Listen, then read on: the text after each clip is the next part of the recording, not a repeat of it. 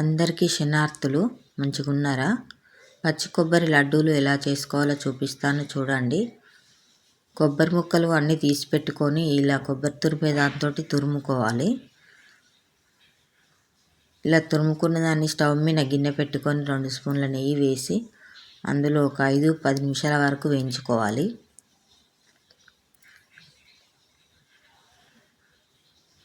ఇలా చేసి పెడితే పిల్లలు చాలా ఇష్టంగా తింటారు.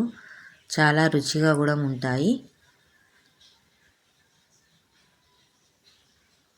ఇలా వేయించుకున్న దాన్ని వేరే గిన్నెలో తీసుకోవాలి.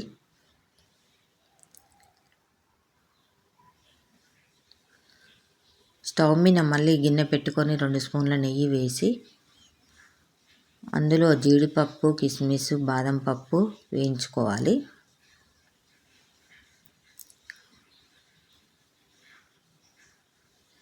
వేయించిన వాటిని పక్కకు తీసుకొని అందులోనే బెల్లం వేసి కొన్ని వాటర్ వేయాలి.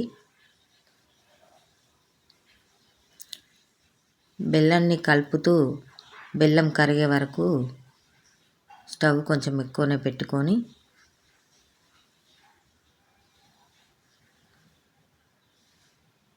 ఇలా బెల్లం పొంగు వచ్చిన తర్వాత ఒక ప్లేట్లో నీళ్లు పోసుకొని ఈ పాకాన్ని కొద్దిగా అందులో వేస్తే మనకు పాకం ఏ విధంగా వచ్చిందో తెలుస్తుంది.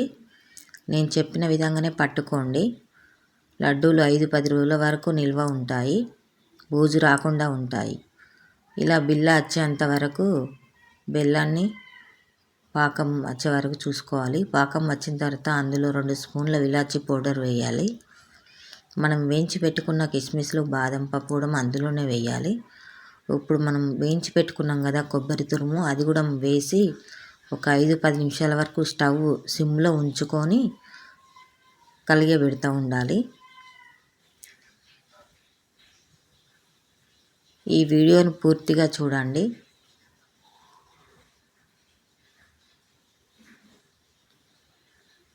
కొంచెం చల్లారిన తర్వాత లడ్డు ఉండల్లా కట్టుకోవాలి.